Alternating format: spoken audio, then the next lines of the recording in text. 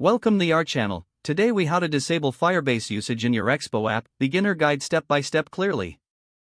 To disable Firebase usage in your Expo app, begin by opening your project in your preferred code editor. Navigate to the root directory of your Expo project. Locate the file named app.json or app.config.js. Open this file to edit your app configuration. Look for any references to Firebase within the configuration settings. Remove any lines or settings that are related to Firebase. Next, locate the dependencies file, which is usually named package.json.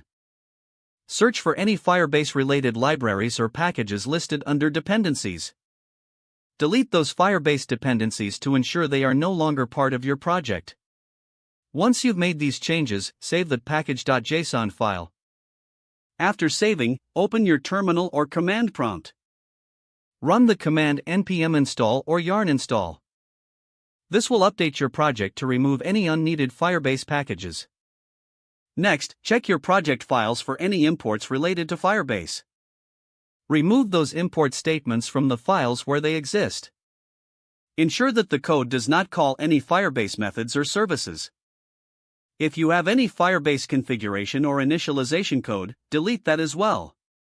Finally, run your app to confirm that Firebase is fully disabled. Monitor the console for any errors related to Firebase functionality.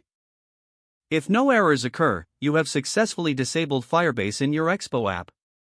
Congratulations on completing this process. If the page does not load, refresh the browser or try again in a private or incognito window.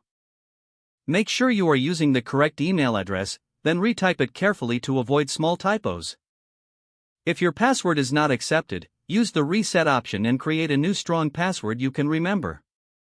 Check your spam folder for verification or security emails, then complete any requested confirmation steps. Enable two-factor authentication if available to improve account security and reduce unauthorized access risk. After signing in, review your profile details so your contact information and settings are accurate and current. If you see an error message, note it down and try again after restarting your device and internet connection. Don't forget to like this video and subscribe to our channel for more step-by-step tech guides.